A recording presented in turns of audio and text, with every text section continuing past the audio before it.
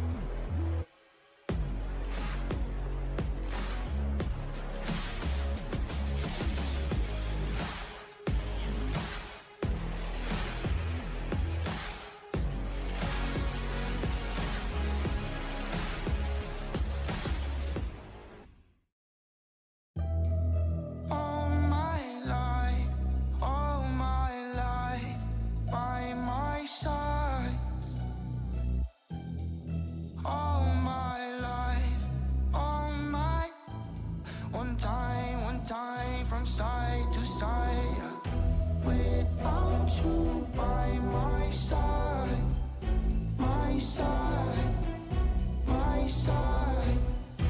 Without you by my side.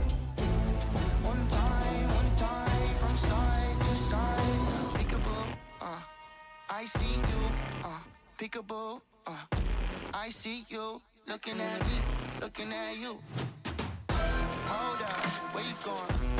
What you doing? Who you seeing? What you need? What you want? I said, without you by my side, my side, my side. Without you by my side. One time from side to side. Without you by my side, I can't go outside. Without you by my side, I can't go outside. Without you by my side, I can't go outside. One time from side to side.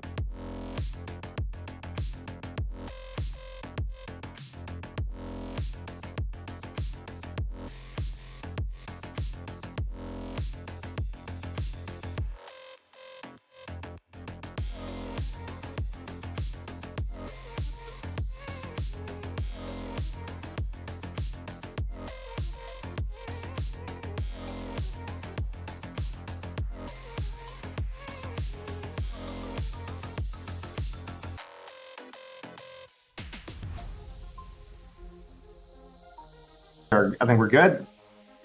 All right. Again, right.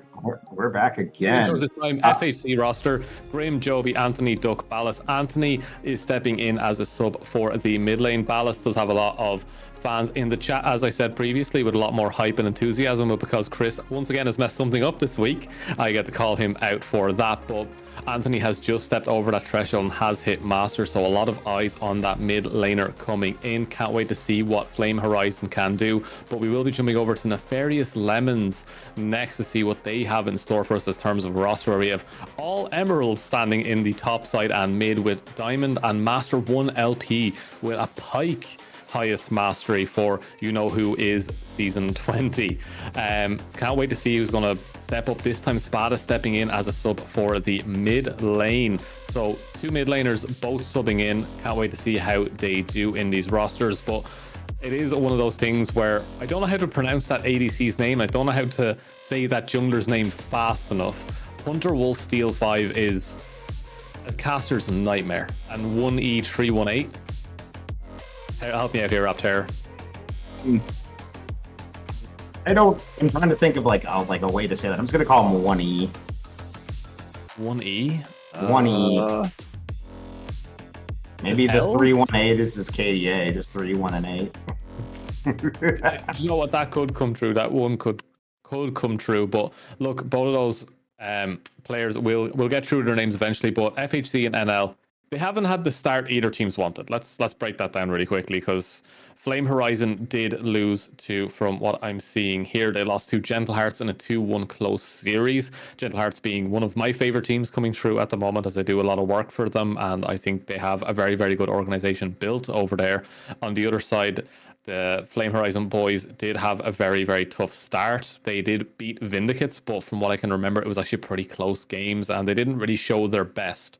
But they're heading up against Nefarious Lemons here, who did lose to Star Nation Esports, Star Nation have got off to a decent start, but they also lost 2-1 to Gentle Hearts. But in their week one, they did go up against the Astral Spire, one of the favorite teams and one of the longest standing teams here, I believe, as well, in the Vanquisher League, and they went 2-1 in that one. So both these teams do have a good opportunity now to step up and make the difference. And 2-1s, both of them against Gentle Hearts. That's a good indicator that both these teams are maybe equal in kind of their standing right now, in the kind of very same place as Gentle Hearts Gaming. 2-1 against both. That's a good sign for a kind of a Swiss round if it were that kind of style, right? Yeah. So I think this will be interesting to see. I'm interested to see what both these teams pulled out. And like you said, with two subs, I think a lot of the attention will be there and how these subs can stack up, especially for Spadfor. He's Emerald into a Master player. That is a pretty big jump. So I think it'll be very interesting to see how he kind of stacks up, if he can hold his own against it. Because I've seen some low-ranking players hold their own against some top-ranking players or lower-ranking players. So I want to see if he can actually make it. If he gets a solo kill on Anthony, that'd be so clutch to see. It would. And before we jump in the draft, I do want to say that I know we always look at ranks as kind of a way of explaining how good a player is. I've played at nearly every single rank from top to bottom. There's some people that are genuinely like Emerald, Diamond, that would easily be the challenger lane. Where they lack the kind of ability is in a macro sense in solo queue. That's where these comp games come in. You can see an Emerald player completely smash a challenger lane, and their team will cover their bases when it comes to that macro sense. So I wouldn't take too much stock into ranks. If I trust my teammate, no matter what rank he is, I think he's good enough. And that's how we have to see these people. We have to see Anthony and Spada step up as subs and get that communication going, cover their bases with their team. But for the draft, we're going to see Jinx, Skarner, old Skarner being banned, not the new one, so they can still pick new Skarner. Ari being banned because we're not using any $500 skins, thank you very much, as Talia, Cassante, and they need an ADC ban here, I think, something to take away from the Ezreal that has been buffed. What are they going to go for here? Control Mage has been the style for Anthony from what I remember with the Anivia. That not being banned away, we could say away coming in here. So bot lane, what are we thinking? I did predict one thing. I predicted Kai'Sa because of something our observer said. So if it is a Kai'Sa, I'm going to go a little bit hype. But I predict an Ashe, so there is a Kai'Sa. You got your prediction. Loki owes me a fiver. Loki owes me a fiver. That's all I'm You saying. you, you Loki, have owe me. predicted the Loki Bear special here with the Kaisa. Now, just to see what they pair it up with, I'm gonna guess. Okay, it's gonna be a Xin Zhao in the jungle. That makes me think that they're gonna lean into a Rakan for the next pick. Rakan, really good setup to follow in with Xin Zhao. Easy to set the Kaisa up. Really good pick, especially into Hui, because he has no way to get out of that knockup. He doesn't have any mobility. So it could be good here as the Udyr comes on through. Could be top, could be jungle. I think he's stronger in the jungle right now, but since his rework, he's been kind of flexible, so that could be good. Varus coming in right there. So that might be Hui's support. Could be good as a way to get some CC, kind of keep Varus safe, especially if a Rakan is picked up here. Wait on the support pick. It's going to be the Pike, actually. So going with an interesting pick here. Wasn't expecting that, but it is strong. A lot of ability. No one else heard that because we were muted at the time, Chris. Just to hear me saying that. But yeah, no, Pike was the one trick for the support there. So who is very, very comfortable on that. On the second phase of bans, we're going to see Nautilus Renekton, and I kind of want a little bit more top pressure when it comes to those. Aatrox is perfect, which means it should be like one of those like tankies, like the Scion, Malphite. Could be Camille, honestly. There's the Malphite. So I'm interested to see what the Lemons are gonna grab right here. I'm gonna guess they grab their mid pick. Yes, it's gonna be the Orianna. Really good, especially with Pike and Xin Zhao, easy to ball delivery, super good combo. This is a very, very classic team that they're kind of running right here, NL is. And the Rel gonna come through there. So, last pick for the side of FHC is gonna be jungle or top. I'm guessing top. I'm gonna guess yeah, this is Jax. You're all right. Your predictions are on it today, Sater. So the counter pick here from NL, what will that be? I'm predicting Camille. I think Camille is very good into Jax. It's kind of a skill matchup, I think, a little overall, but I think it is good. Zach. Oh, okay then. Zach it is. All this week for like 3 teams, and I've been just staring at drafts constantly. And it's like, you have ball delivery system with Xin Zhao, right? Which is great, but Xin Zhao does fall into the kind of, I'm going to ult everyone away, is the one thing that jungler has that kind of removes the Orianna ball. So you're going to knock them in to knock them out. It's going to be very, very tough. But like, you have the likes of Zac or Ornn would have been my 2 choices, but Zac for the ball delivery is so much stronger, especially when you have the likes of the Rel jumping in. You can clear that jump. So I think Zac was the best choice there. Especially into Jax. Jax has that CC and that heavy bonk, while Zax gets to just run around in circles and continue to pick up blobs and stay healthy. So very, very good in that style. I do like the Varus though. It's really, really good here for Duck. I think Duck has the right champion for this kind of game. Has a little bit of safety with that ult to try and slow down the assault. With the lethality build being a lot more popular right now, might be able to deal with Orianna and Kaisa around the back end of stuff. So there is a very, very good chance for them to play around the Varus with Hui being able to just drop that ult in, put down a little bit of an area of control. So I'm really, really liking it so far. But Raptor, predictions going into this one, are you FHC or are you NL? I'm going to go NL on this. I think their comp is a little bit easier to execute. And, not if they die right here, though. All right. The Pike escapes. But I think their comp is a little bit easier to run. And I'm actually not a really big fan right now. I know it's more popular, but I'm not a big fan of lethality Varus. I don't think it's quite in the position right now compared to on-hit Varus. This is just my opinion. But, like, if there's tanks on the other team and kind of beefier champions or champions that kind of deal with your poke, like Xin Zhao or Zac, I feel like you need on hit to be able to kind of break through that line. And also, like, this is really, I don't know, I just feel like he's not going to get the chime to really get set up with his poke before they just jump him. So I'm just kind of my opinion. I've seen a lot of pros also run lethality in situations where I'm like, maybe you should just do on hit. But he is running first strike, so I'm going to assume then that is lethality Varus. But again, Varus, I prefer to do on hit because I'm more trusting of my damage on the on hit, because you can still do damage with autos and it still works out a little bit better. But when you're playing that lethality style, you really are forced into making sure you land those 3 autos to set up your blight, making sure you hit it onto the right target. Your ult is so important, and missing one ability then sends you to the depths of damage. Your DPS just does not hit. And right now we see a little bit of an engage in the bot. We shouldn't be too excited just yet. It's going to be a very, very slow take up here, as neither team really have that all-in potential until about level 3. I know everyone's like, oh, but Pike hook into stun can do so much. Yeah, Rel can do the same thing back. It's a very slow take up for both sides here. What we really have to look for, I think, is jungle pressure. And if you were jungling in this game, Raptor, where would you go?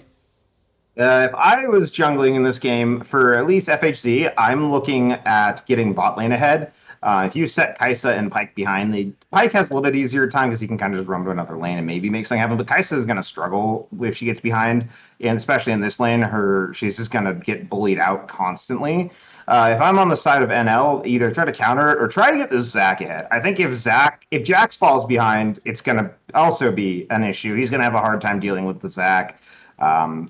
I think you just leave. I think either way for both teams, just kind of leave mid alone. I think it's going to be something where they're just going to want to scale up regardless. They're just going to be slowly farming it. For the side of FHC, you just trust your mid laner you just trust Anthony to take care of things. Like, expecting that he's the stronger player playing a comfortable style of mage should be easy for him. For Spad, you just kind of want to hold the line. Just keep the pressure. Don't let Anthony get ahead. And just look for opportunities to maybe make plays on the side lanes. Oh, a little stun comes through on to Pyke. He's getting away, taking a lot of damage. Ooh, good amount of chip. He's going to heal it back up, but still already kind of low to start this out. Yeah, that was a decent little trade-off coming from the Varus. A little bit of a sneaky play to sneak into enemy jungle, sit in the try, and expect someone to face check. Very nicely done. I'm looking at the junglers now, and we do see the perfect trade-off. No one is really too worried about invades right now. They fully cleared all their camps. They're warding a lot deeper into the topside jungle of Joby here, as that ignite should tick over to finish, no? Yeah, it is. It is going to tick over to finish. I didn't even... Honestly, it just didn't click in my head. He got ignited, but good from FHC. They're picking up the kill for Ballas. Good start to this. So you do see Grim and Abby kind of juking out a little bit on the top side. That was kind of like an anticlimactic first blood.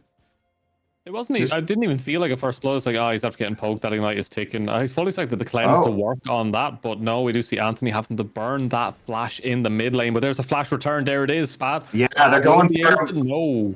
Yeah, Hunter's gonna pick up that kill. Second kill of this game, going over to the Lemons. We said not to focus the mid lane, but I mean, yeah, if you've got the opportunity, just might as well take it. And they do take Anthony down. His flash is down. His teleport is down. So it doesn't really have a lot left for him there, as Duck does get pulled forward. And now Ballot kind of just trying to body block for Sid carry. That's really the whole point for this rel right now. It's just in lane. Just stand there, body block. If you get hooked, immediately engage it and force something to happen. Pyke is hunting, looking for something, pulls Rel, but no follow-up. Yeah, pulls Rel in, not going to get too much from that. That's not really the target you want, and Kai'Sa does have that recurve bow available. Will give a couple of free stats in the lane over the Varus, but Varus, as soon as they have a minion, they get that passive bonus to their attack speed, which should keep them up for the moment. Very strong champion with that passive available. Looks like they want to force in a recall here, though, as that big CS. Oh, here comes Hunter. Hunter coming in. The flash from the Pyke does manage to land one stun. They're looking for him, and he's going to go down. But Varus will fall in exchange. Can they get Rel? Ballas trying to escape, trying to run, but isn't going to be able to. Oh, almost did with the flash, but Hunter Wolf will pick up that kill. Meanwhile, in the mid lane, they are looking for Spat. He's on the run, but he is getting low. And will he? He does live. Oh, he does with the slivers of health. Dodging the last blast there. His Pyke goes in, looking for Hui, trying to hit Anthony. Spad trying to get back in there, but I don't think he's going to be able to really find much. Going forward, this Pyke is hunting, and this is going to walk away from that. Joby's in the back. Joby's in the Yeah, back. Joby's in the back looking for Spad. Spad on the run, trying to get out, but is going to get knocked up. Ballard's going to pick up that kill. So it is the game of supportal combat right now for Ballas. Hunter Wolf is here, but 4 are here as well. Grim has come down, and they're going to pick up that kill. Joby going to take him down. 2 for 1 overall, or I guess 2 for 2 in the extended play, or 2 for 3. No, because Pike died, so 2 for 3 in the extended play. I'd say that goes in favor of FHC. Yeah, heavily. Oriana really playing with fire there, staying for not much of a reason, trying to give support over to, that's a big flash from Duke at this stage, but it was some decent trade back damage. Staying in that position to try and age your level 5 Pike to try and finish off away is a little bit egregious. It's a bit much at this stage. Ballas is going to be 3-1 though, ult activated, but not landing anything. Pike in trouble. Yeah, but he's going to pull Duke back, trying to get out, getting rooted and getting taken down. 1E318 on the hunt. They're looking. Hunter Wolf is hunting, looking for Varus. I don't think he's going to pick him up, but they're going to pick up Ballas instead. Big payout right there, considering it's a 3-1 rel. Yeah, and we got to jump back to the top lane as Grim did roam down to aid in the assistance of that mid kill. Doesn't even lose any CS or really a lot of XP out of that. We don't actually see the XP totals on this, but I don't think it's that far ahead as Zach had the lane pretty much shoved in. That's a nice little combo for the ball delivery system. It does get a pull onto Anthony. Anthony's in a little bit of trouble here. I think he's gone. And extra gold.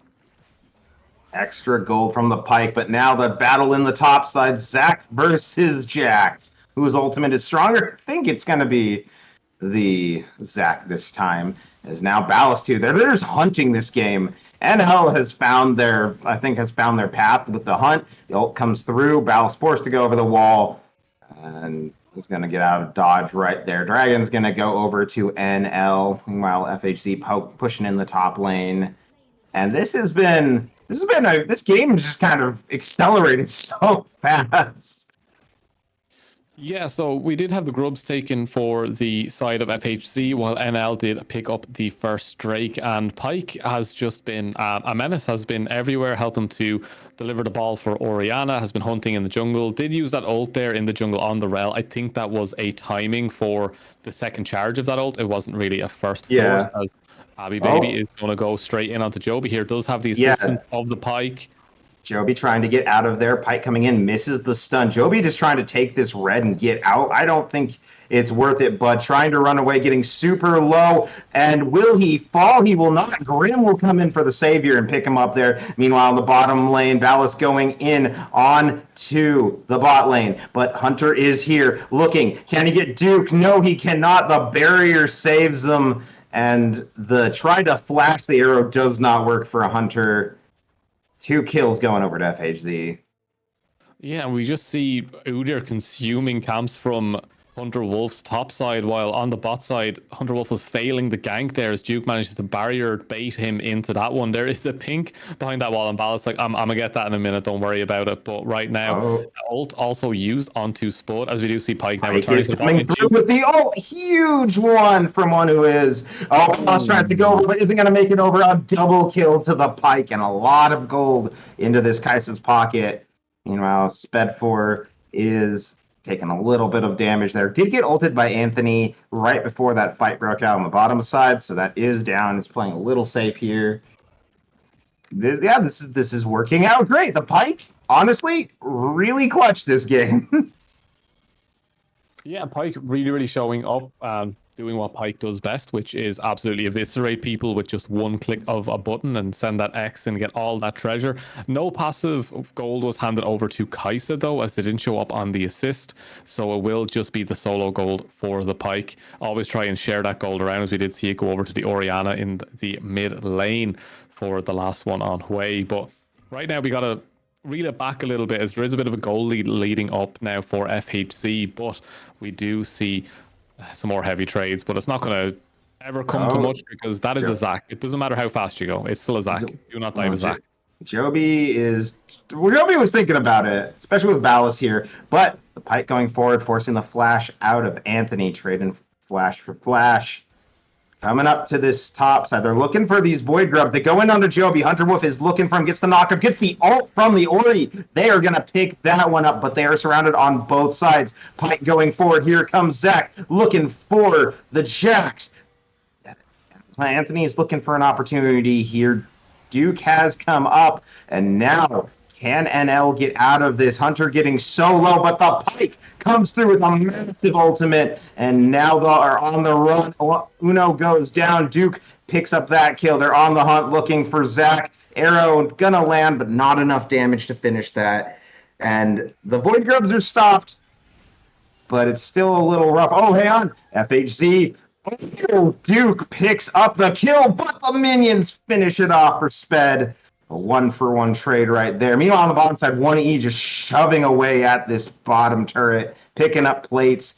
But Joby is here. Ballas is here. Can 1E get out? Looking for it. The teleport is coming through from the Zac. On the run, the flash comes through. Here comes Zach looking for it. Gets one, gets two, gets the stun. Can they turn this around? 1E on the run, trying to escape, but Ballas is going to pick up that kill. The second teleport coming through. Sped is here looking, but FHC going to get back under the turret and get out just fine.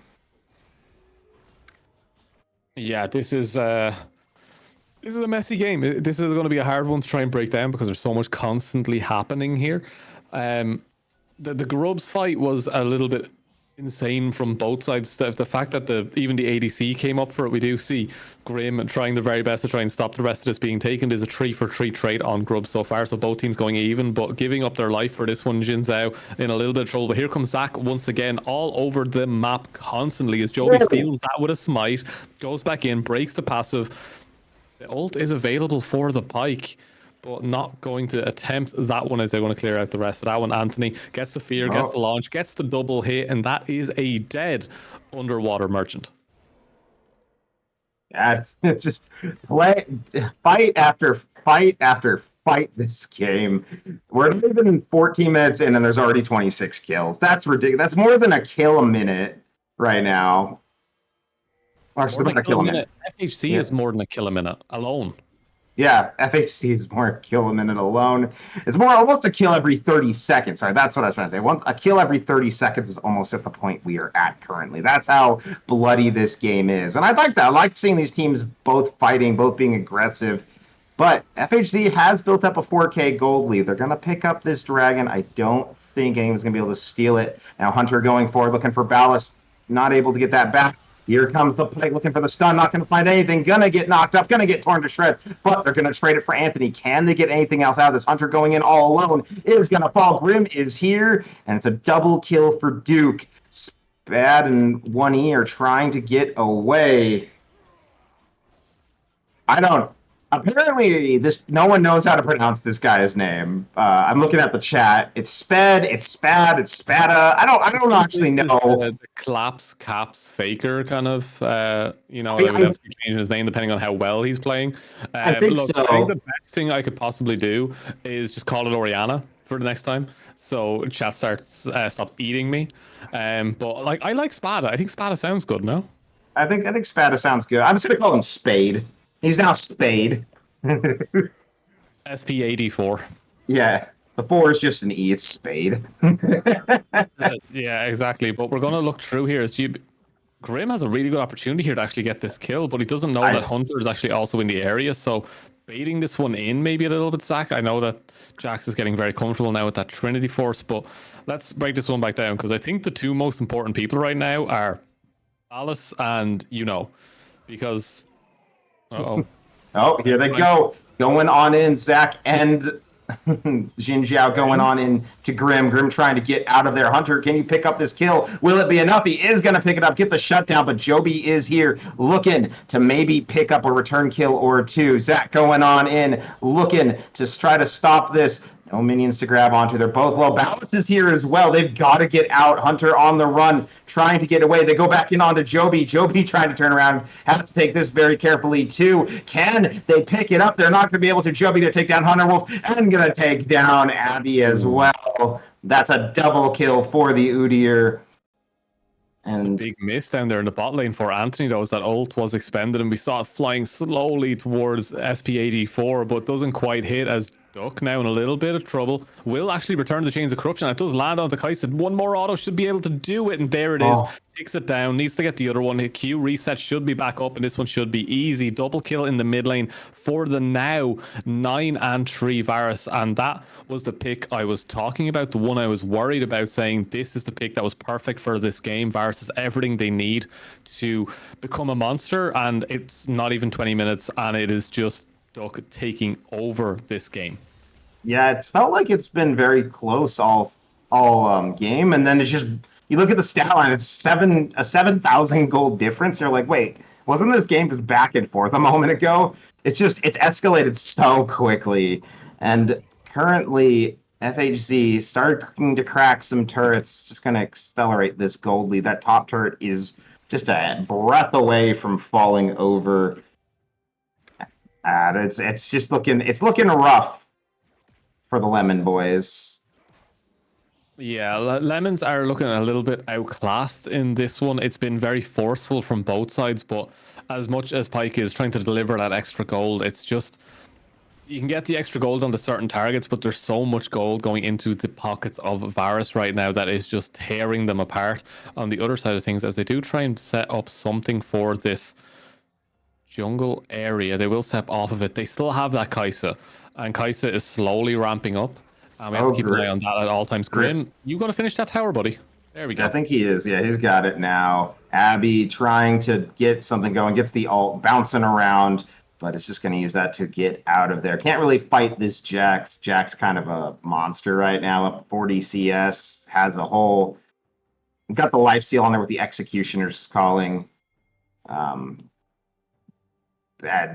that's just really the name of this game. It's just like, try, fight, can't do it, run away. That's kind of NL's whole point right now. I don't know if they really have the ability to fight this team as 5 currently, unless they had a really good Oriole. But catch one out. Anthony been caught here, has to flash out, gets the ult down onto Pyke. It looks like they might still finish him, though. I don't think he's getting out. Nope. Uno's going to pick up that kill, get the gold sharing going through. Can't take 5, but you can take 2v1. But they're going to lose the mid turret for it. They could lose everything from mid here. This tower will fall so fast with the power of lethality, and it's still another charge they can get from this Rift Herald. It will take the inhib, but they could fight this, and I think Joby's thinking about it. That's a lovely bit of poke coming out from the Varus, as well as that arrow hits. Sets them up nicely to unlock their second Drake. They'll clear out a couple of wards as they go. Duke not even stopping to auto those, not even shift clicking into those bushes, just knows they're very, very strong. Here comes the Chains of Corruption as well. Oh, misses. Just misses that. Teleport coming in from Anthony. All 5 are here. I don't think Lemon's going to contest the first Cloud Drake of the game. Only second Drake for either of these teams coming through right there. Not worth it to risk everything for it. But Cloud Drake could be very scary with this team. Jax, Udyr, Rel getting Cloud Soul could be absolutely horrifying. Same though on the side of NL. I mean, you've got Pyke able to just dash around, Kai'Sa to get some speed out of there. But it's like both these teams will do very well with it, but given the position, I'd be scared if I was the side of NL, as Joby looking for Abby right here. Grim also up on this top side. Duke is here looking for it. Or sorry, Duck.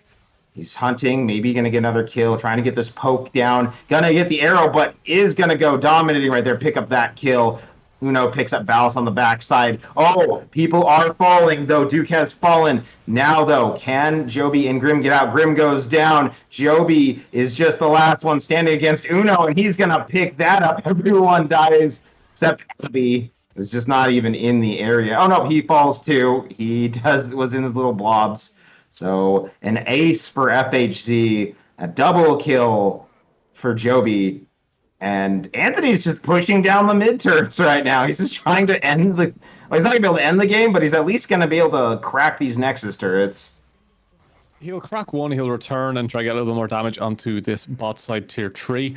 And I'd want to try and break this down as a color caster, but there's so much happening. Like, Duck there was just going so aggressive.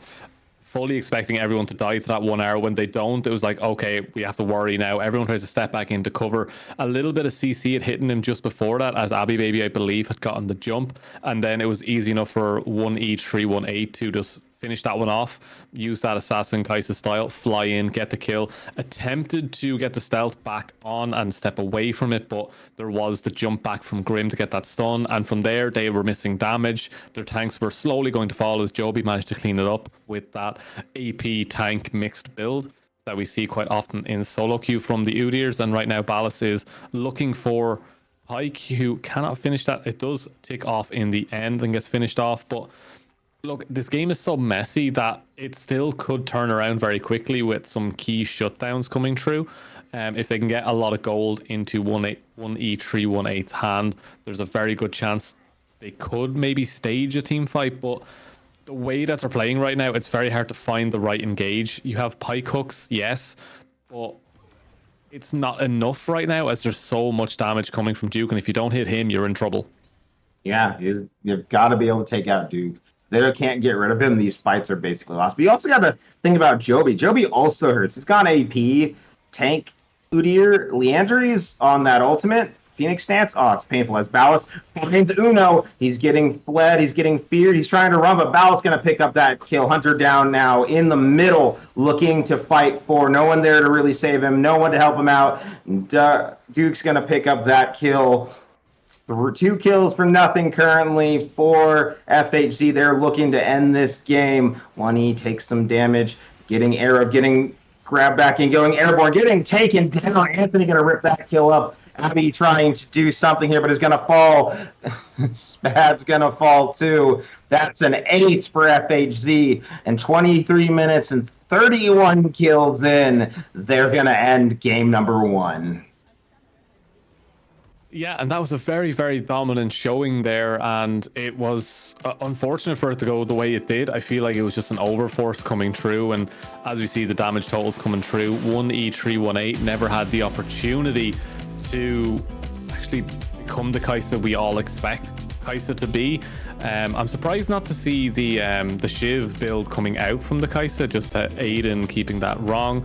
And yeah, it just felt so forced from start to finish from both sides, and just the edge came out in the end. So Lemons, they've got a little bit of time to figure out what they want to do next with this one. I feel like they need to get a little bit more aggressive from that mid lane. I think Spad has to start to move around with the rest of the team and not be on the Orianna. I know Talia was banned, but there is some other picks that you might be able to move with. Yeah, it's a tough one to call because it was so one-sided.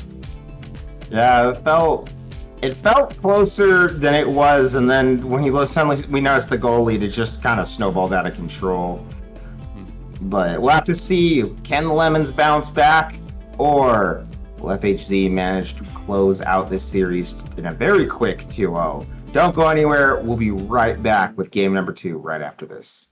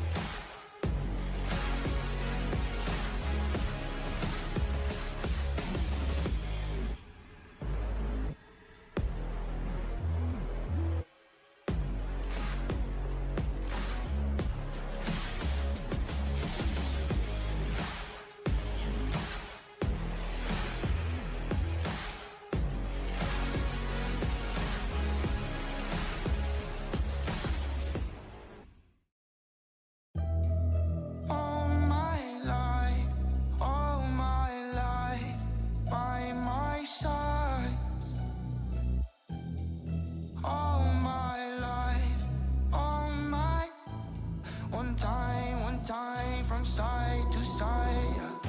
Without you by my side, my side, my side. Without you by my side. One time from side to side. Peekaboo, I see you, peekaboo, I see you. Looking at me, looking at you. Hold up, where you going? What you doing? Who you seeing? What you need? What you want?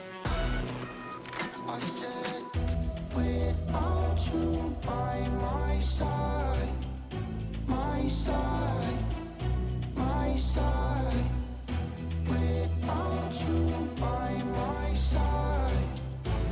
One time from side to side. Without you by my side, I can't go outside. Without you by my side, I can't go outside. Without you by my side, I can't go outside.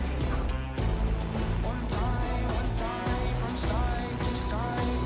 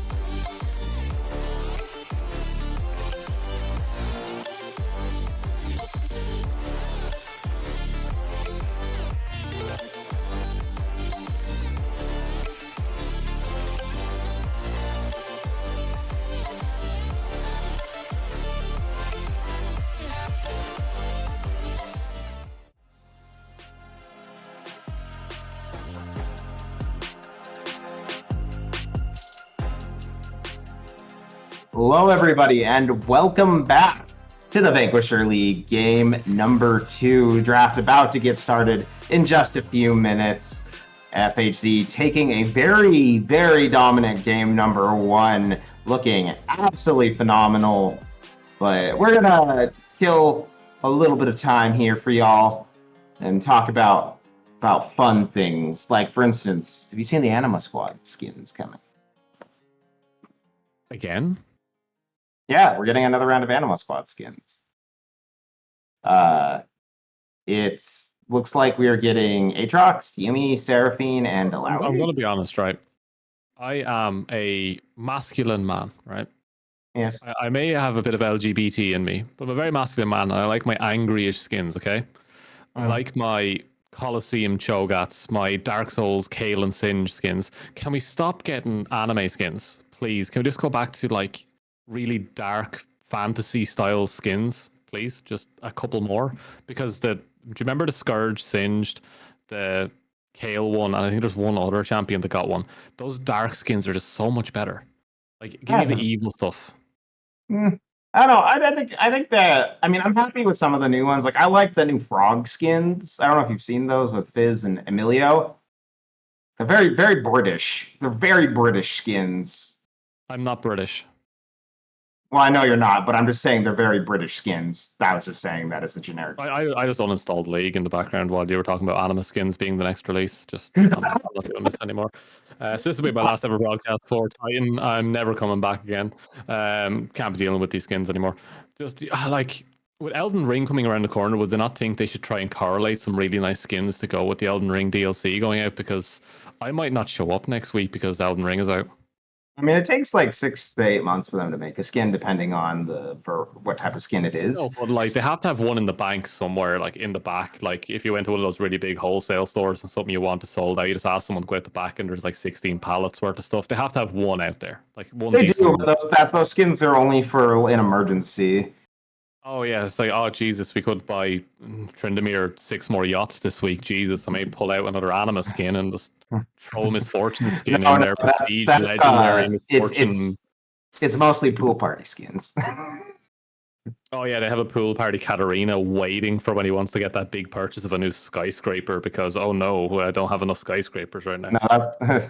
No, the emergency give me more company angry skins. Like give me like, do you know the monolith Cho'Gath one, like where he's like a massive like arena on his back and it's just like dark and green and like that skin is cool, man. It's just cool to play when it gets really big. It looks like a fortress running down a lane. That's cool. I don't want to see Cho'Gath in pajamas. Actually, no, that sounds pretty good.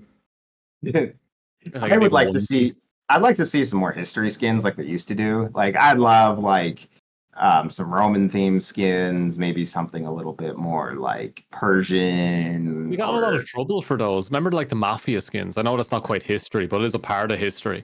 The kind of mafia era, let's say, like the Godfather era, like that. Like they got a lot of trouble for that. And they had to rename it to Crime City. You know. Yeah, maybe, but like, would you get in trouble if you were running like the Neo-Assyrian Empire skins? Like, would anybody care that you ran that? Like, who's going to get offended by that? Someone is offended by some 2,500-year-old empire. 30,000 Sure, like they tried to change Cleopatra's race in the last one, and that caused massive outrages. Like there's always something that will annoy someone out there in the world. Like I say, if I stepped off a road with my left foot first, someone said I'd be right foot ableist or something.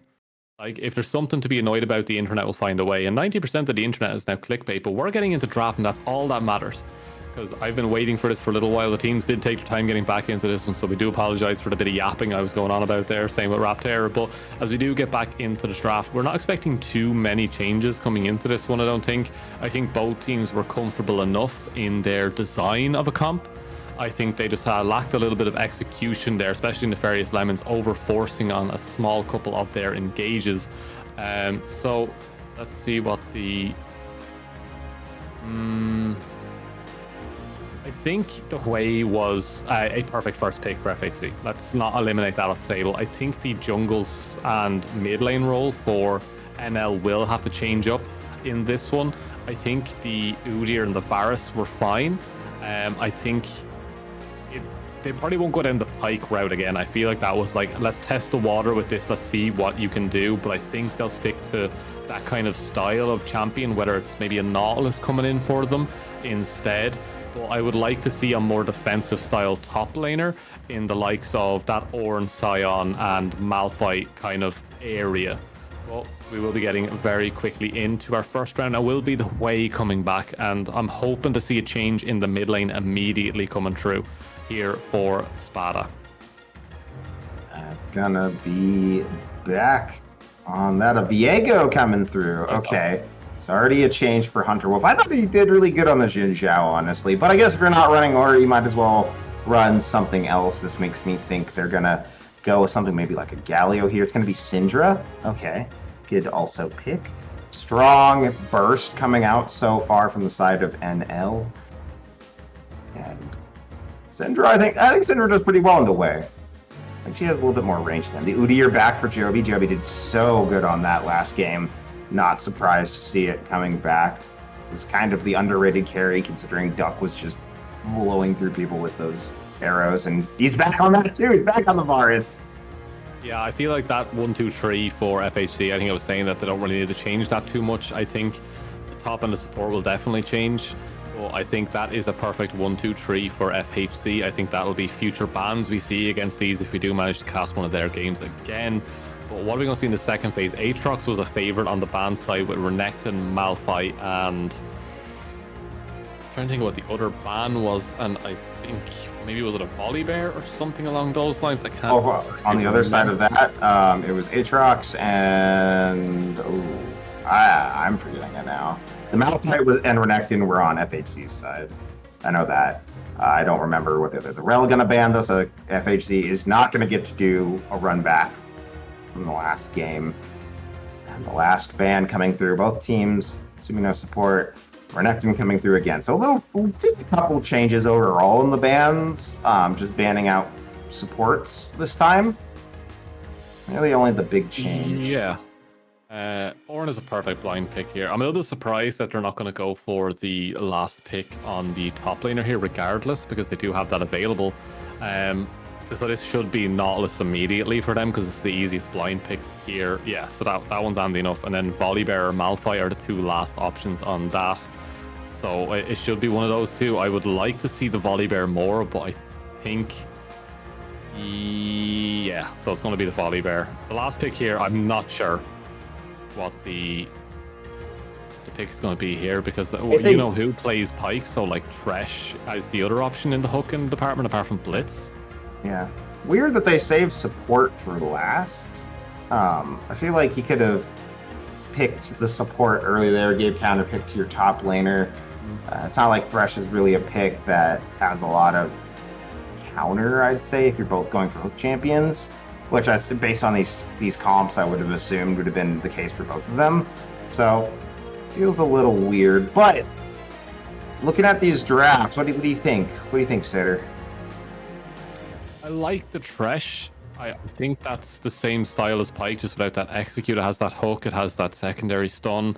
I think with the quality we saw from the Pike, we could see a lot of that. But I absolutely adore the Ornn. I think Ornn is probably one of the best top laners in the game. Syndra, it gives a lot more reliability in its damage. I know Orianna Shockwave is, oh my god, wow, they landed a 5-man Shockwave. I think we saw that in week 2. Week 1, I believe it was, from Solarium. Who absolutely dominated on that pick, but I think Syndra is just oh my god, something's run at me, press R. And yeah, I'm liking the Syndra, I'm liking the Ornn, and I like the Thresh. The Ashe doesn't offer enough damage, I don't think, in the mid game. I think late game, yes, but not in the mid game. I feel like FL, based on how I saw them play last game, is in a stronger spot. They're playing a very... What on earth are those? Do you see those little white things hover? What are those? That is a very good question. I think we've been invaded by ghosts. Yeah. Destiny 2 vibes. Oh, apparently those are duplicate Cinder Balls. I thought they were spooky little Poro ghosts. which, you know, that would be cool. A little spooky Poro ghost flying around the... Yeah, those Isn't are, it Snow Day those are syndrome? intimidating. Those are intimidating little Poros. Maybe Laser Corps TFT. Do you remember that set where you had the Laser Corps drones on like a Z and it would one-shot you? As Anthony's getting very aggressive here immediately, trying to stop that level 2 from coming through. Is that all of the pain? But Viego's already here. Will Joby be able to respond to this one in time? He is still trying to finish off that camp, saying, screw my mid laner, this experience is worth so much more to me right now. But he gets the stun. Looking for it, trying to get him while he is low. The shield is going to fall, and first blood going to go over to Hunter Wolf. Joby now on the run. Grim came down as well, so all alone. Can Hunter Wolf get out of this? I don't think he's going to be able to. Might be able to pick up another kill, though. Spada on the run. Grim trying to run him down now with Hunter Wolf dead, but B is here. Does he have the ram? He does not. A flash forward, though, from Grim, and he's going to pick up Spada there on the side. 2 for 1 in favor of FHZ, but first blood to NL. And might be another. Ooh, as double hooks are going to land. Ballas trying to rip up 1E really quick, but the Ignite will tick, and he will burn. Uno going to pick up that kill. And now just whipping Duck with that lasso. More blood everywhere on the map. Yeah, stark difference from game 1 where we saw the first blood do go over to the combo of Duck and Ballas. While in the top side we have that lore fight going heavily in favor of Grim, who's going to be rushing happily into that Rod of Ages, as we do see it so commonly on the Volibear now. As Anthony once again getting a little bit too aggressive, as Hunter Wolf has decided this is where he's laying down his camp. Yeah, he's on the run right now. Anthony trying to get away, but Spada going to pick that up with the Q at the end. Ballas is back here, been roaming a lot this series. Hunter Wolf trying to run again. Joby doing so much damage and is going to pick up that kill as well. It feels like every time Lemons try to make a play, Ballas is just there. It's like, oh, we've got the advantage. Oh, here comes Ballas. Just kind of ruins that. So... leaving Duck there, though, on his own. He's going to get run down. I think he should be fine. The cleanse is going to burn through, and they're just going to chase it down. 1E going to pick up that kill. Duck having a much worse time this game. Yeah, Nefarious Lemons are having a much more comfortable game now. They're actually taking the trades effectively a little more, and a lot of work being put in by Hunter Wolf into that mid lane to try and keep Spada in the game. The CS has not been great from either of the mid laners as they're constantly under pressure, but Syndra is going to have to step back from this one. There goes a combo. It does miss. The stun returns. But one thing I do want to quickly talk about is a big shout out to our sponsors over at Pro Drafts. They've been doing a lot of really good work for us, and if you see that graph coming through as well as we drop that one in, a slight advantage there for Nefarious Lemon. And if you want to see stuff like that, don't forget to jump over to them, give them some help, get that down on Overwolf, and it'll be greatly appreciated from our side. But let's look again at the spot side. Ash looking more and more comfortable with that wave coming in. It will be a big wave advantage and XP and CS for Duck, but Ballas is currently on the way back down. We'll be able to help pick up some of that as the Drake is being started. Nefarious Lemons will start off the objective game for win condition Drake with a 1-0 point. They will get some ability haste and attack speed, which will definitely help out for a couple of the key picks here on the Ashe and for the Viego. But overall, who cares about individual Drakes? Am I right? Yeah, it's just an individual Drake. It's just one Hex Drake. It's not that powerful. I usually, when I think of a single Drake, I'm like, that's powerful. I think either Ocean or like Infernal. Those Drakes tend to be pretty strong on their own, like as an individual Drake. But if you I don't think one individual Drake IRL, which one will it be? Probably the Ocean Drake. I like the ability. I like the heal. Movement speed's good, but I also like the ability just to heal really quick off of things. Get slapped in the face, heal your cancer. It's all good. Yeah, you'd have absolutely no cuts or bruises. It'd be wonderful. But I'm just thinking, if I'm walking somewhere, I'm getting there fast. But I'll ask chat to weigh in on that conversation as soon as we see, who is 20 and he is 0 and 20 for those hooks right now, as he is just taking minions by the neck. Yeah, and if you got that play and Spada hadn't been feared back there, it might have gone different. But once the fear runs through, there's not really a point in continuing that. As we do see Joby on the Void Grubs currently. He's going to pick those up, the first 3 of the game. Pretty easy. Nothing that strong out of it right now. Until he gets to 4, so he can get those grubs spawning. As the ult, the ult misses from Anthony, so that is going to be down here. He is going to be in a little bit weaker of a position. Spada plays his right, could pick up a pretty easy kill. On the bottom side, Duck just continuing to farm up. This is actually it's starting to build up quite a big lead. 20 CS right now, sorry, over his lane opponent. Surprising given like the difficulty they've had in the lane being so forcibly aggressed on.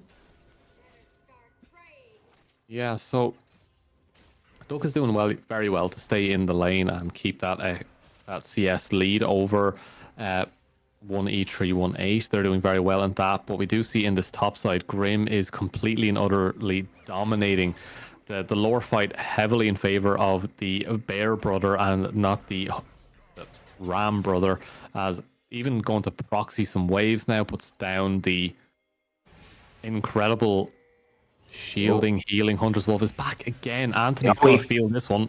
Yeah, he flashes forward. Oh, but the ball does not connect with Anthony, so no stun there. He's going to flash on out. Flash for flash right there, but that could be the call for Hunter to come back around looking for Anthony again. Could be an easy gank potential. FHC's bot lane's just going to push this in and back. Dragon's going to be up in about 2 minutes. They get back now, come back to lane, and maybe get the wave to bounce back again. Keep that there and prepare themselves for this second dragon of the game. Start getting those stack and get closer to that soul. But I would give a shout out to Spada. I actually think has been doing pretty good in this mid lane. Joby heavy invade here and wants to go straight onto Hunter Wolf, even though Hunter Wolf has been a lot more active in the early game. Joby says, I will fight you in your jungle, but the smite does go over to Hunter Wolf as the hook comes through. There goes the Ash Tower, does connect onto Ballas. But Joby, do you really want to go for this one? There's the Chains of Corruption over the top. Should be able to cut down this trash pretty quickly, but is it quick enough? Ballas will be there to help protect his jungler as IE318. Going to continue this assault as Anthony is also here to cover. Spada is not there in time. And look, it's a nice pickup. It's a nice little invade, but it just doesn't really work out for them the way they kind of wanted to. They get a kill, yes, but they don't really get the buff, and it's a lot of time wasted for Joby when they could have just been clearing out their own camps, looking for some pressure topside, because Abby Baby's in a lot of trouble. Yeah, Abby's been struggling up there. Having a hard time. This Volibear is just kind of proxy farming at this point. Now Hunter looking for Anthony yet again. He is here with a return gank. Looking for the stun, not up yet. They're going to try to pick this up. The ult coming through from Spat is going to pick that up. And now Hunter looking for Joby. Here comes Abby, though, and here comes Grim. The bear is coming down. The ram comes through, and they're going to trade junglers. Can Spada get out? He is going to walk out with just a sliver of health. Abby on the run, though. Has to try to get away. Grim's going to try to go over this wall. Spada going to try to execute here. Can he get it? Don't know if he's going to be able to. The minions are lock into him, and they're going to just execute him. So, gold for the FHC top laner. Yeah, very, very nicely done there to get that execute through. But there comes a cleanse, and you know who is bot lane? Duke, you got to be careful. Oh, just missing with the hook, but it's not going to matter. One E is going to run him down, doing so much damage, shredding through this Varus, but not really willing to dive into turret, especially with Ballas coming in from behind. The hook does land. Here comes Hunter as well, lands the stun, and they're going to pick up that kill. One E's going to grab that. Anthony now trying to duel Spada, and Joby on those Void Grips. They're going to get to the 6 stack, so they'll have a lot of pushing power. Could be really good for Grim in the top side, given how big a lead he has generated. It's actually insane how big this lead is. Like, Ornn, I know, struggles a little bit in the Volibear. I think he struggled that much. Yeah, he's got a lot of mastery there on the Volibear as well, so we do see that the 6 grubs have been collected by FHC, so they want to activate that Volibear in the side lane, while on the other side they have got those 2 Drakes, and we will be heading towards an Infernal map, which is a lot of damage, and it'd be really good for likes of Viego to try to get those resets. More damage, the better. Ash needs it to get a little bit more on top of that one, while I'm looking at his top side, and Grim is still so far ahead right now, but it doesn't matter when you're Ornn, you just got to get those experience in. You never get to finish, but that just killed him. Yeah, Spada just got nuked. I mean, Spada just nuked Anthony in the mid lane. I got to kind of see what on earth happened there. See if we can get a replay, possibly. No. Much from that one, yeah, but we are getting that replay up to see what happened there, folks. So it was just a moment. Meanwhile, though, like I'm gonna give a shout out though. Spada has been doing phenomenal. I know I said that earlier. He's doing well this game, but like you were saying, sometimes rank doesn't really matter. Sometimes a player is mechanically good, just not macroly good. And I have the feeling that's the case for Spada. He's been showing a lot of potential here. As one E does launch the arrow, they are gonna hit Varus, gonna flay him back. Here comes Hunter too. They're stunning him up. The ult comes through from the Nautilus, but it's not gonna matter. Varus gonna go down. Ballas gonna go down. 2 for nothing so far, and they might pick up Joby too. Gonna flay him back. He's on the run. He's hooked, and it's a double kill for Hunter. 3 for nothing in favor of NL. They are looking so much better this game. Yeah, looking very strong there. And one thing I have to point out is when you have the transform into Nautilus to land one hook, it's so much easier for the Thresh to land the second, and it's just continuously getting pulled back in. And Udyr just has the ghost, no flash available, not able to get anywhere that he wants to go right now is Grim. It looks like he could possibly go in on this one. This could be a big dive here if he wants to go for it. He does have the ult available, could turn off that tower, but no, for the moment it will just be another heavy trade as that Rod of Ages is still stacking. We will see that come to fruition soon, hopefully. Just another 5 minutes or so, but we will actually have a replay of this in mid. Uses the wall for cover, gets a little bit of stealth, as we do see the dive in the top lane in the picture as well, as they just completely eliminate it. And this is the problem with League of Legends. This is the problem with League of Legends. You try and show something that you slightly missed the start of, and then as soon as you go to use it when you think everything is calm, another kill just happens out of absolutely nowhere. Like right now we're top, there's another fight happening down here as Joby is once again invading, and Hunter Wolf has found Anthony. Will he use the ult to close the rest of that gap as Joby is going to try to rush this one down? The Thresh hook does not connect. Spada needs to be a little bit careful here. But there comes the flash from Ballas, lands the stun. He's going to keep going on this one as they keep just ripping through. There's a big stun onto Joby, and the hook will follow, and there's a swap for Hunter. Will he be able to survive in his waveform long enough to do something? No, he won't, as he will also go down. A bit egregious there to go for that one, but it's just messy right there. It is a very messy game.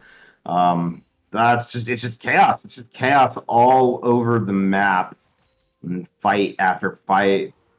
Very close. Like, I mean, the gold's only at 1,500 difference, so it's a very close game right now. It's mostly the top lane where the difference is really felt. Everywhere else, it's pretty even, and it's leading to some very chaotic and very like will they, won't they kind of fights. But that's what I love, you know. I love to see this kind of fight. I like aggressive games. Like I said last week, I don't like games where teams just kind of roll over and die and just play really slow and when that's not really their win comp. I like when teams try to continue to make things happen even when they're behind or even if they looks like they're in a bad position, which Spada's got to be careful. Could be in if he's not, but 4 members of NL are coming down here.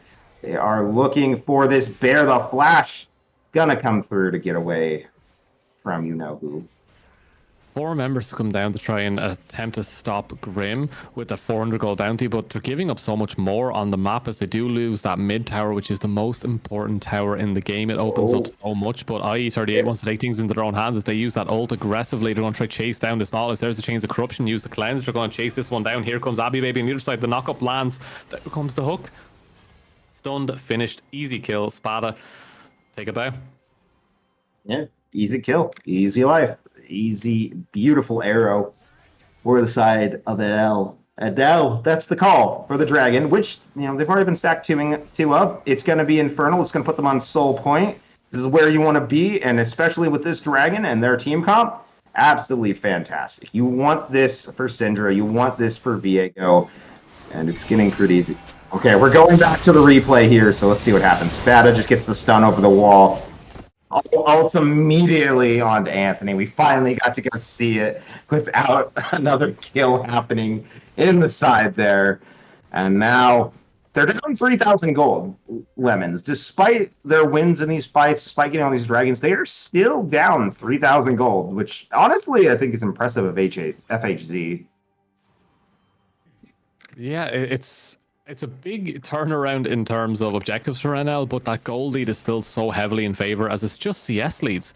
It's just them playing the lanes that little bit better as Anthony's going to get a little bit of pressure there. Grim is rushing forward, being a bit of a menace here as it brings in Jovi, but here comes the ult turned off the tower.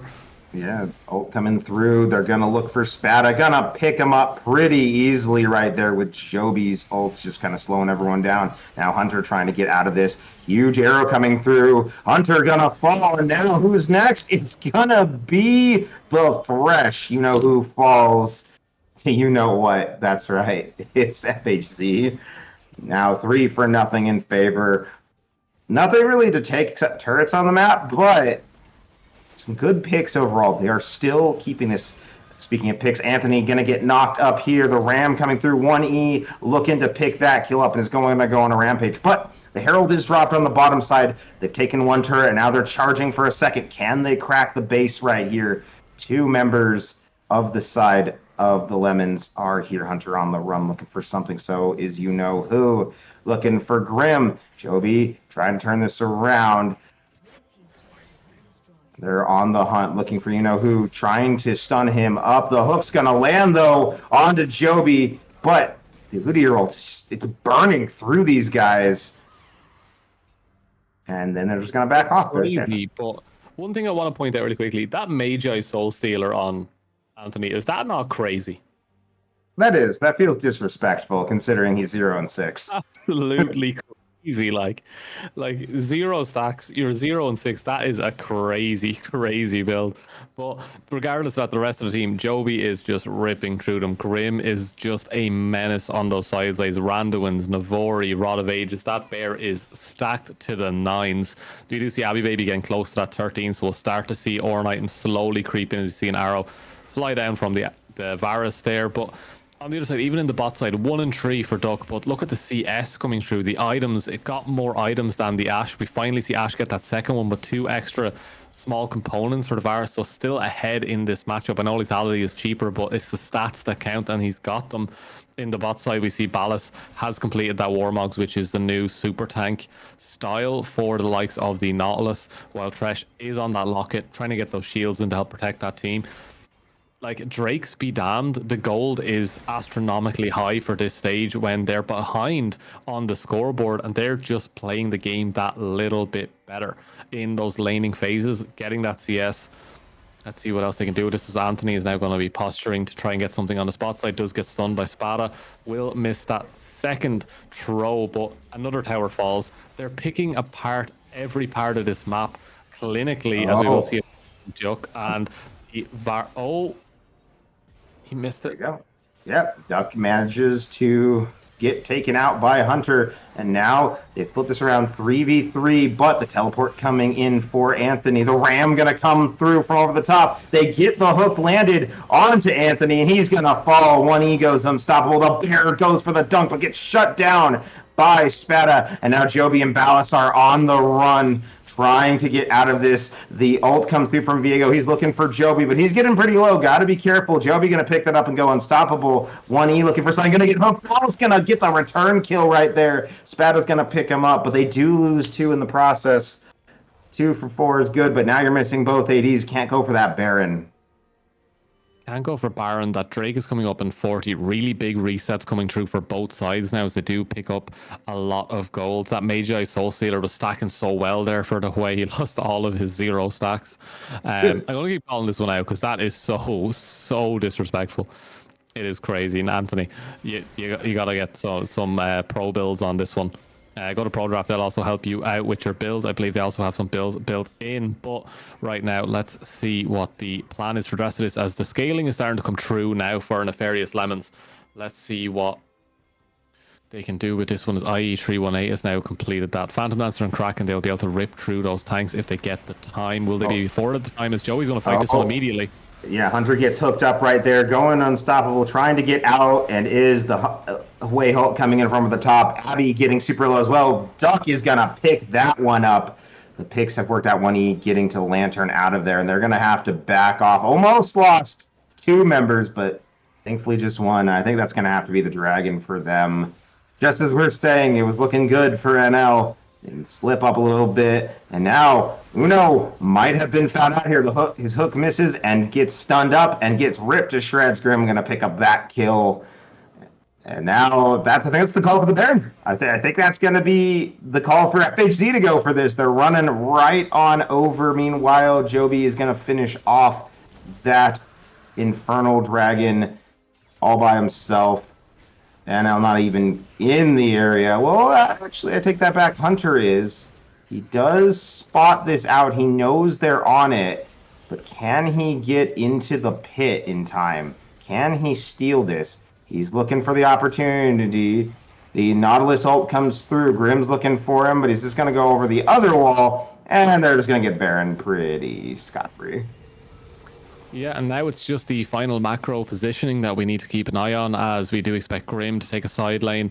Not sure about Anthony taking a side lane right now, but they could easily send Joby over this as we go back to this 1-for-1. He only got 2 blight stacks onto that and not a fully charged arrow, so it doesn't work quite out for Duck there, as he was under a lot of pressure with that Viego doing so much damage. In this fight here, Joby is trying to stop the Viego from getting in on the back. The hook is just taken by Anthony. Ballas steps back at the wrong time and it gets onto them as the big jump in, big shutdown taken. But look, as this goes back, Joby charging up constantly with that ult, will get it off here as he gets those 2 autos in. It'll charge to red, sends it back, gets 1. Now this is the disrespectful part. Nautilus decides to take another one. I think he could have left that one and actually walked away and it still would have got picked up. But as we go back to the live screen, we're going to see Hunter is just getting taken out by Joby, as there goes the arrow as well from Varus. Slightly misses, doesn't clip, and we do go back to just the siege potential, as Joby's going to use those blast cones, go back into the jungle, steal away some camps, possibly. But everything is working out now in FHC's favor. The arrow goes through. It does connect onto Grim. Grim, will they use the ult to step away from this one? No, they won't, as Joby is now in a lot of trouble. Just gets shredded out by this Ashe. They can't get onto the target. Grim finally does make the jump. Won't be able to, as he just gets locked up again. Anthony trying to get some damage down. The ult is getting bigger and pops, but so does he, as the fight goes heavily in favor of Nefarious Lemons once again. It is wild that the Nefarious Lemons keep winning these fights pretty handily, but they're still down 6,000 gold. Like it's a testament to FHC's farming capability, but also just how much like they're making the Nefarious Lemons work for like every inch. Every kill that they get is costing them neutrals. It's costing them turrets. It's just costing them gold around the map. And I feel like if these kills aren't look, they got a bounty. I'm sorry, am I reading that right? So the bounty is over for, it's over for NL right now. Just despite being in the lead in kills, they have objective bounties they can get right now. It's shocking, to say the least. Yeah, it's just a little bit. I don't want to talk about bounty systems in League of Legends right now. I miss when games were snowballable. But that's me talking about the old days, the good old days before we had this new map as well. But look, there is definitely some issues with the FHC communication right now for how they're doing these fights. And NL are just playing them a little bit better. They are keeping that Ashe alive, and Ashe is online, Ashe is ready, Ashe is shredding, and Ashe has that upgraded Orin item with 2 extra items on top. So they're definitely able to get through these tanks.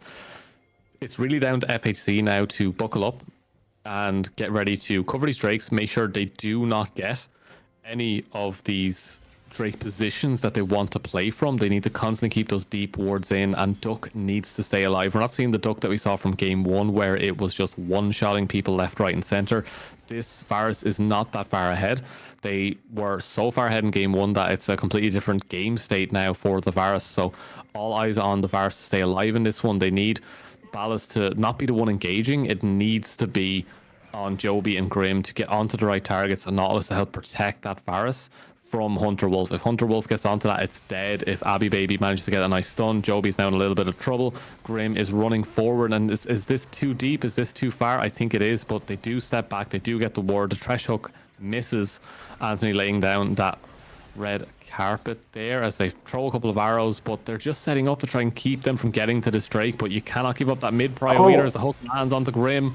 Yeah, Grim and is going in with the ultimate, trying to get to that backline onto this Ashen Stopper. And is he going to be able to get it? He is not. 1E is going to manage to survive with just 1 health, basically. And what looked like a possible win for FHC just turns into unfortunate disaster. 1E has to back, but we'll be here in time to fight for this dragon, even though it is up already. NL is in the area. They've taken control around their dragon. They've got it started up. Joby looking for you-know-who. Duck on the side here, though. The hook goes wide. Is he going to be able to get out? He is not. Joby going to pick up that kill. And the second one going over to Duck right now. Spada on the run. Abby trying to get out, too. The hook's going to land. That's a double kill for Duck. Spada trying to get out. Ash is here, but will it be enough? Anthony finally picks up a kill. He's on the board. Let's go, Anthony. Let it be known, no one kills Anthony's way 8 times in a row and gets away with it. Money, all that matters. You got the money. Grim TP's the top, will be followed by Anthony as well. They're looking to unlock this base right now as Joby will finish off that Drake to make sure that if they do not finish right now, there will be no soul take. But FHC managed to get a kill onto Anthony. Never mind the game. They got a kill onto Anthony. Big. Yeah. He's hit the, you know how like Yasuo has a 1 in 10 power spike? Hwei has a 0-10 power spike. Hwei has 0-8 power spike apparently. He's online. Right now is 8 mage dice, stack 1-8-8-8. It's the new version of Jhin. Yeah, okay. Get 7 kills in a row now with no assists, and we will call you the 8 god forever. That'd be funny. That would be fantastic. Now let's take a replay look at this fight. Around the dragon, brought to you by Pro Comps. You know, missing that hook really, I think, was the deciding factor in that. They couldn't get to Duck, and he's just ripping through them in the back line right there. Spada was forced out, really wasn't able to do anything. That hook from Balance just kind of sealed his fate. And yeah, that's the unfortunate thing. They tried to push forward without their fed AD carry. It's what happens. You need that AD carry, and now another fight breaking out on to Abby. They're trying to run him down the hook. Not going to land. Getting stunned, getting knocked up. Abby trying to get away. Has the Hwei ult on him. Hunter trying to look for something right here. Thresh also trying to buy some space. Abby's going to go down. Anthony going to pick up a second kill. Going to pick up a third kill for a double right there. 1E on the run. Almost got hooked. FHC, they were losing fights, and now they're just abruptly winning them. They take 2. Both of the beef members of the Nefarious Lemons are down the fleeing. Oh, Sintra almost died of that fall, and it might be the end of the game. It might be anyways. Spada's gonna fall. Hunter getting rooted up, goes unstoppable to get away, getting shredded to pieces, and the Nexus will fall. And just like that, FHC goes from 0 to 100 and takes down NL 2-0. Any stack mage eyes by the end of the game. Anthony showing up in those last few moments, but look, it was another a great game there from FHC to remain in a goal lead regardless of all of those kills. They played the lanes exceptionally well, and I think a little bit unlucky on the other side is IE318 and Spada were doing very, very well to keep their team in it with their damage, while Hunter Wolf was finding the right picks. But it was just Grim really did carry that early to mid game with just the pressure they were applying constantly. And yeah, FHC, congratulations on the win, and commiserations on the other side for Nefarious Lemons. They showed some sparks of creativity and some really, really good work, but they just need a little bit more off the top of that to start racking up these wins. But I think MVP in the end obviously does have to go to Duck with that double Varus back-to-back. Amazing performance. Game 1 heavily carried in game 1, and game 2 towards the end we started to see that damage come true, and it really carried them over the top. So really, really well done. Yeah, I think that Varus was the key factor in winning these, especially the second game, with how far behind, even though they were ahead in gold, it felt like overall FHZ was kind of struggling for a bit there with those fights. Like they were just unable to get anything going. But if it works, Duck just comes in, he gets the arrows, he gets the kills needed, and he's looking like a strong player on this. Like I think every other team is going to really need to be careful giving this man this going forward. And also Joby on the Udyr, I think that's also something else they're going to have to look out for, because that honestly, there was a couple of moments where if that Udyr hadn't been there with that Phoenix stance, it could have just ended in disaster. It could have. There was some very, very key moments there, but we're not going to glaze the boys for too long here. So you see the damage graph coming up real quick. We see Varus just topping that one very, very easily. And Anthony, for all the flame I gave him in game 2, no, honestly, like Wei is a very, very hard champion to pilot when Viego ganks your lane 4 times in a row under 8 minutes. Very, very tough game there for Anthony, and really came true at the end. The control mage is there to control the tempo, and the rest could work around that, and did a lot of work for their team. So yeah, Anthony very, very well played in the end, but my MVP will definitely be going over to Duck, with Grim taking the secondary MVP, doing a lot of great work there. But that is all from us here on Titan tonight for the Vanquisher League. We'll be back tomorrow as always with the other leagues. I'm not going to say which one it is because I completely forgot. It's Conqueror. Thank you, producer. Conqueror, yeah. Yeah, it used to be the other way around a long time ago. I forgot how long I'm here. It used to be then Conqueror and Vanquisher. But look, nonetheless, it is Conqueror tomorrow. So everyone, please do tune in for that. We will be back very, very soon. Peace.